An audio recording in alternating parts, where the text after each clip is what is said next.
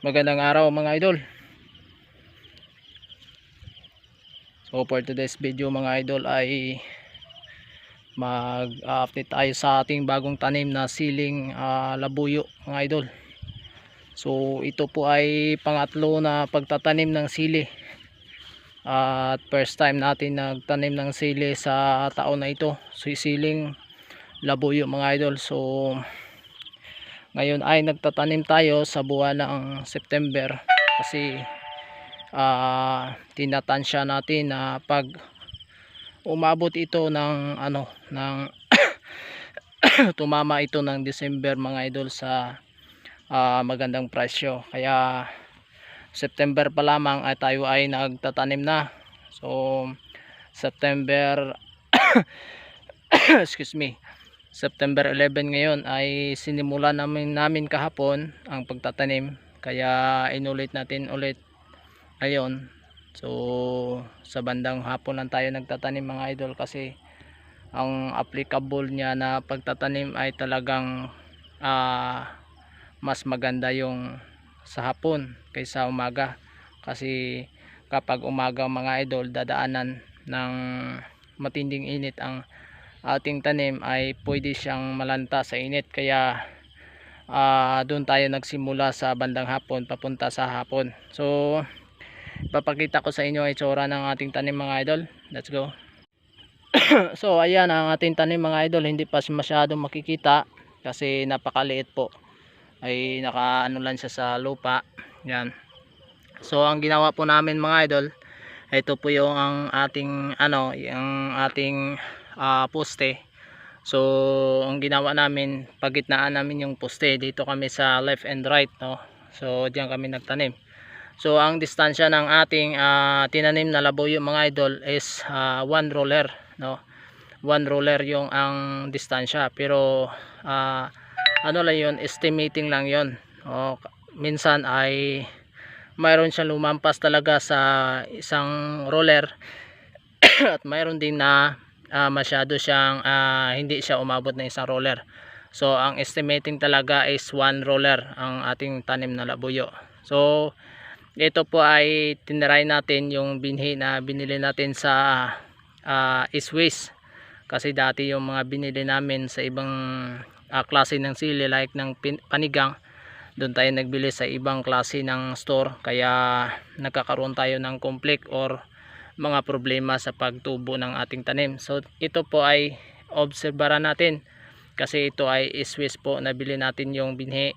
So ito ay siling labuyo po mga idol na tinanim natin dito sa area na ito, para po na kung sa ganun ay tatama siya sa magandang presyo kasi papunta siya ng December.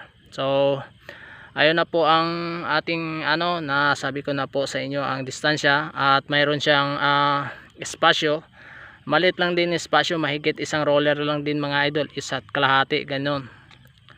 So pero ang dito ang distansya sa gitna na daanan ng tao, siyempre malaki siya, mga mahigit din 1 metro.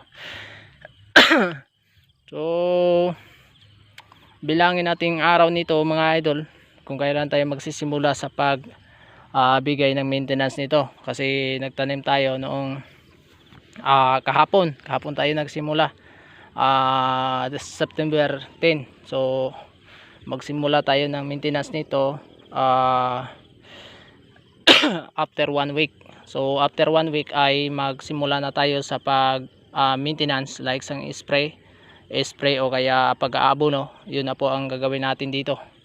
So ang natanim namin mga idol ay nasa hindi pa naman naubos yung ating binhi, mayroon pa doon natitira kasi naubusan tayo ng panahon kasi hapon na ngayon, alanganin na, at hindi pa na dana ng araro, yung hindi pa nalinyahan yung taniman namin doon sa taas. Kaya hindi po natin natatapos yung ginawa natin ngayon, at bukas ay excuse me, araw ng harvest. So hindi po tayo makapag tanim. So sa sunod ulit ay kung pagkatapos ng maintenance natin pag harvest sa ating ibang gulay, saka tayo babalik dito sa pagtatanim. Pero yung binhi natin mga idol, sabihin ko sa inyo ay nasa 2,500 mahigit. Eksakto, mahigit nga, tama, mahigit. Pero ayun na po, ay siyempre ang pagtatanim hindi po lahat po yung mga puno na ma-perfect, mabuhay lahat, at mayroon po na hindi po mabubuhay. So ang iba po ay gawin nating panghulip lang. Halimbawa kung mamamatay, kailangan talaga tayo magtira ng ng seedlings para kung sa ganoon ay mayroon tayong itatanim kung halimbawa kakainin ng mga insekto. So as I said dati sa mga video ko mga idol, na sinasabi ko na pag nagtanim tayo, after tayo nagtanim, kailangan natin isprayhan. So mula sa unang araw mag-i-spray po tayo hanggang 4 na araw, 3 o 4 na araw, bandang hapon, no? Before mag night.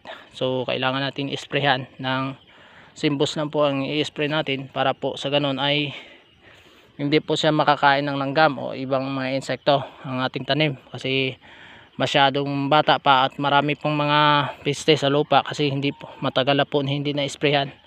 So yun ang paraan upang maiwasan natin yung mga patay ng ating tanim. So kailangan nating isprayan. So sa susunod araw siguro matatapos talaga ito, kasi ilang tray na din na natitira doon, 3 tray na lang.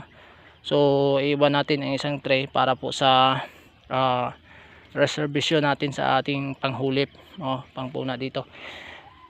Ayun lang po mga idol, yung update natin mula dito sa farm natin, na i-update ko kayo sa until growing this labuyo, na kung sa ganun po mga idol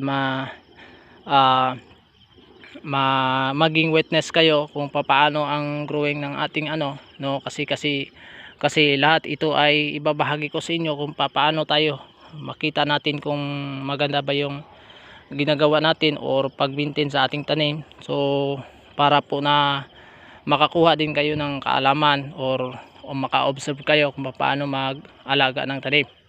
So hanggang diyan lang po yung ating video mga idol. So abangan po to the next video sa i-upload natin sa ating channel. Ayun po mga idol, at salamat po sa inyong panahon sa panonood dito. Huwag kalimutang i-share ang ating video. Salamat at God bless.